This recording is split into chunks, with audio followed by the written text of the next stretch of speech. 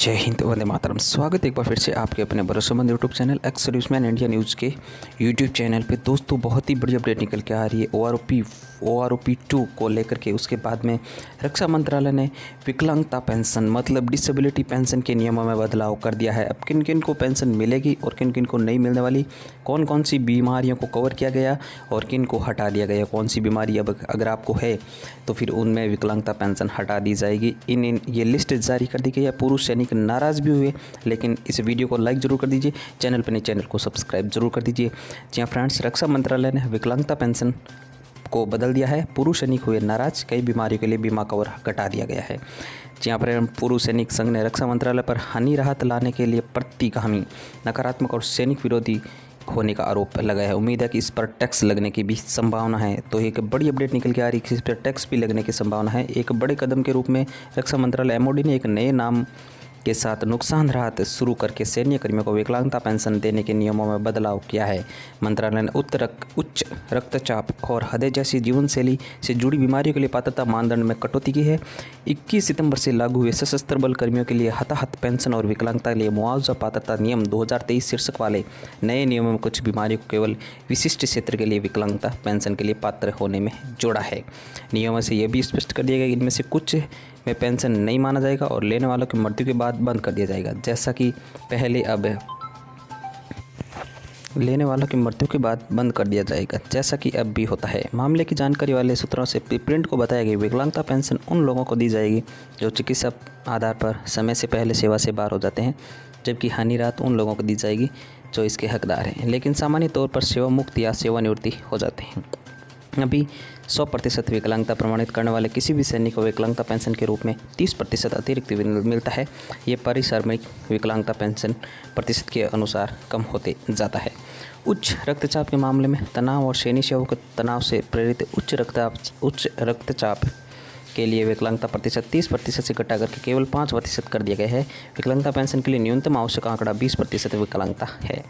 उच्च रक्तचाप से पीड़ित लोगों के लिए अंग क्षति के कारण विकलांगता 20% तक की गई है, जो अंग और क्षति के आधार पर पहले 30 से 100% थी।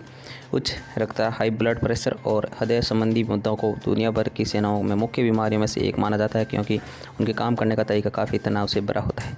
साथ ही उनकी पोस्टिंग अधिकतर कठिन क्षेत्रों में होती है। नए नियम भारत के नियंत्रित महालेखा परीक्षक CAG द्वारा मार्च में प्रकाशित अपनी रिपोर्ट में ये उल्लेख करने के बाद आए कि हर साल सेवानिवृत्त होने वाले लगभग 36 से 40% सैन्य अधिकारी को विकलांगता पेंशन मिल रही है, जबकि केवल 15 से 18% जवानों को ही विकलांगता पेंशन मिल रही है। सेना के सूत्रों ने यह कहा कि यह चौंकाने वाला था, लेकिन संख्या अधिक थी क्योंकि कई मामले जीवनशैली से जुड़ी बीमारियों से संबंधित थे। हालांकि उनको आंकड़ों को प्यारा नहीं दिया गया।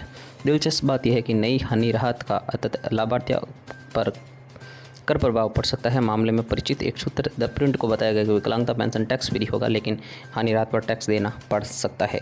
पुरुष सैनिक हथियार उठा रहे, सेना जवाब दे रही है। जी हाँ फ्रेंड्स, नए नियमों पर पुरुष सैनिक के साथ साथ अखिल भारतीय पुरुष सैनिक कल्याण संघ AIEW ने कड़ी प्रतिक्रिया दी। नए नियम खासकर अमान्यता की परिभाषा में बदलाव पर आपत्ति जताई गई है।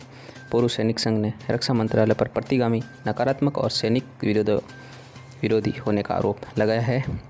वही AIEWA ने 21 सितंबर को अपने प्रेस नोट में कहा कि नए नियमों में पेंशन के लिए विकलांगता की परिभाषा जो सेवानिवृत्त होने वाले द्वारा शर्तों को पूरा होने पर सेवा मुक्त होने वाले विकलांगता कर्मियों को दिया जाएगा। अब विकलांगता पेंशन के बजाय हानि राहत कहा जाएगा।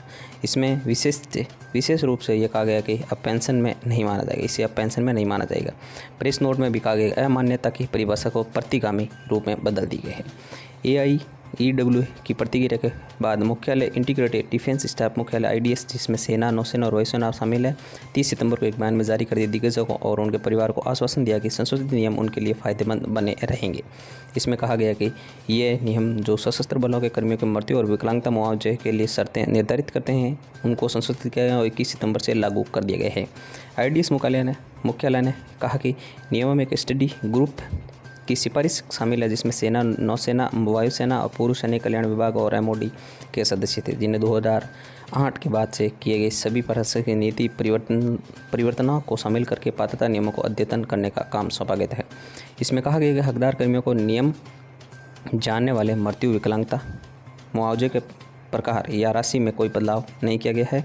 इसका एक संभावित प्रभाव होगा और ये हमारे सैनिक दिग्गजों और विद्याओं को वास्तविक हित का ख्याल भी रखेगा। जी हाँ फ्रेंड्स, ये बड़ी अपडेट है। नए नियमों का विरोध भी क्या है? 10 साल की गणना योग्य सेवा पूरी कर ले या सेवा के लिए चिकित्सक रूप से अयोग्य कर दिए जाएँ, सैन्य और नागरिक दोनों के लिए ये है।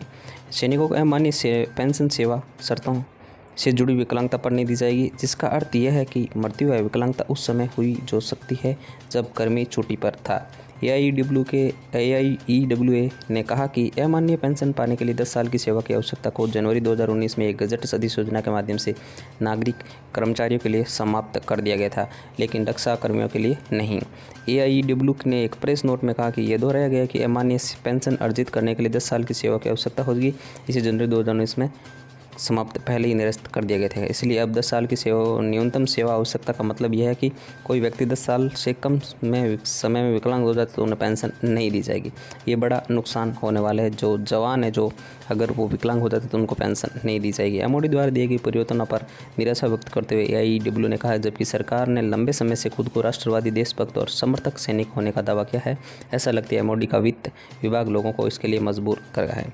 इसमें कहा गया कि ऐसे समय में आया है जब देश लगभग चुनाव के मुहाने पर है और साथ ही कई सुरक्षा चुनौतियों का भी सामना कर रहा है।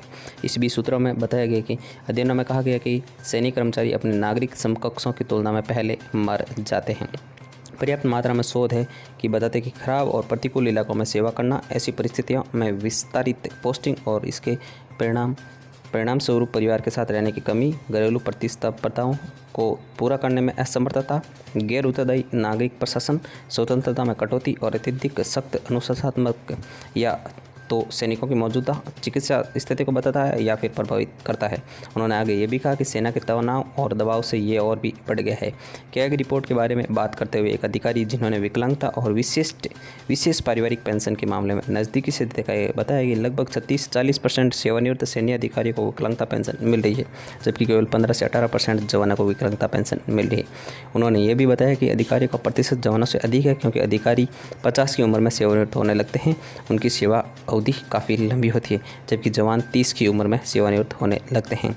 स्वाभाविक रूप से जवानों की तुलना में अधिकारियों चिकित्सा स्थितियों की घटना अधिक होगी, इसलिए इसके अलावा विकलांग सैनिकों की संख्या भी बढ़ा चढ़कर बताई गई है। आंकड़ों की बाजीगरी पेश की गई है। तो ये बड़ी अपडेट थी। वीडियो अगर आपको अच्छा लगा तो इस वीडियो को एक लाइक ज़रूर कर दीजिए। साथ ही साथ जो विकलांगता पेंशन से जुड़े जो नए नियम हैं वो आपको मैंने बता दिए हैं। तो इस वीडियो को अपने फ्रेंड्स, ग्रुप सभी के साथ शेयर जरूर कीजिए। चैनल पे नए हैं तो इस चैनल को सब्सक्राइब जरूर कर दीजिए। ऐसी अपडेट पाने के लिए पेंशन से जुड़ी OROP 1 रैंक 1 पेंशन 2 की रिवीजन के बाद में सारी अपडेट आपको मिलती रहती है। तो इस चैनल को सब्सक्राइब करके बेल आइकन के नोटिफिकेशन को ऑन जरूर करें। मिलते हैं नेक्स्ट वीडियो में नए अपडेट के साथ। तब तक के लिए जय हिंद, जय भारत।